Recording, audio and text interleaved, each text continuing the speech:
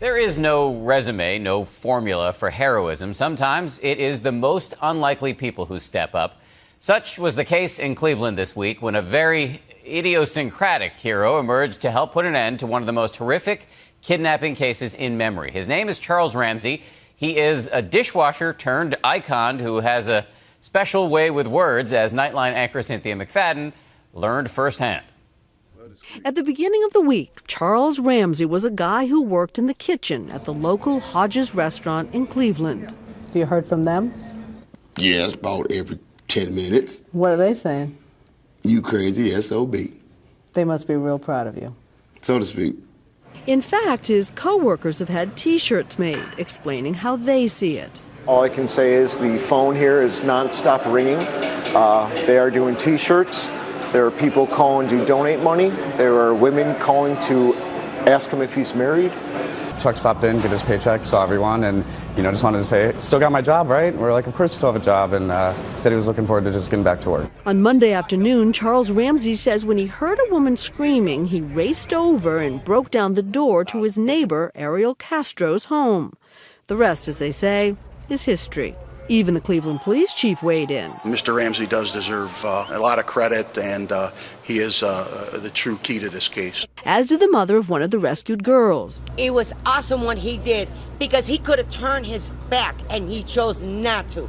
He chose to help her. And they're not the only ones. Where did she go? Yeah, I'm looking at her. She right now. She calling y'all. She on another phone. When he placed that 911 call saying the police needed to come help a woman who said she was Amanda Berry, he gave his cell phone number. It hasn't stopped ringing since.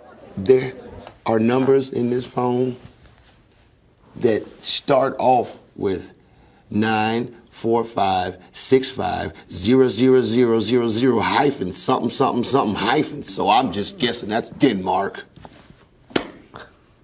I ain't got no friends with no numbers with hyphens. I don't even have friends that could spell the word hyphen.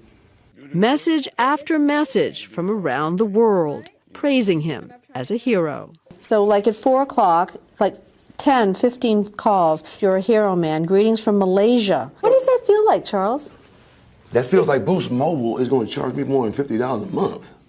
Now, that's what it feels like. It feels like that I done messed up that unlimited plan dramatically. A lot of people are calling you a hero. Is that how you see yourself?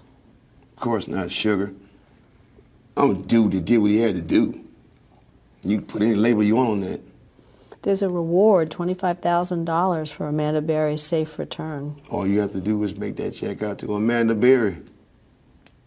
What else you got? Any other reward? You make them out to Gina DeJesus.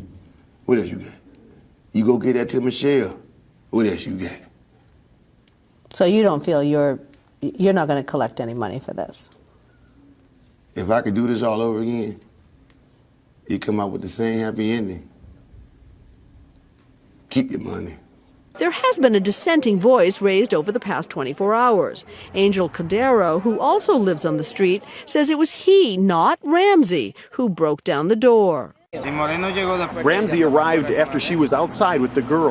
But the truth, who arrived here, who crossed the street, who broke the door, it was me. Ramsey says Cordero's version is not true. He says Cordero was the first to run over to Ariel Castro's house, but then he ran away. In this exchange, he refers to Cordero as the Dominican. And when I saw that girl, I don't recognize her. I saw a white girl. So, what's your problem? Keep in mind the Dominican, as I'm saying this, what's your problem, runs back over there behind me. I look across the street and say, she needs to get out of here. He says, I'm not getting involved in that. I did what I had to do, and she got out of there. Ramsey is the first to say he has not lived a perfect life. You have been in jail. You got that right, sugar. So there was a domestic violence. Who, with my wife? Oh, yeah. What happened? I was a piece of and she deserved better. You've kept yourself out of trouble since 2003, though. Oh, yeah. Oh, yeah. Oh, yeah. Oh, yeah. Yeah. No more stupidity. Because that's all it boils down to. If you're doing something and you get caught, whatever you're doing, it only means one thing. You're a failure. And then you reach that age, and it's like, am I going to be a total schmuck the rest of my life? Or are we going to stop being a schmuck?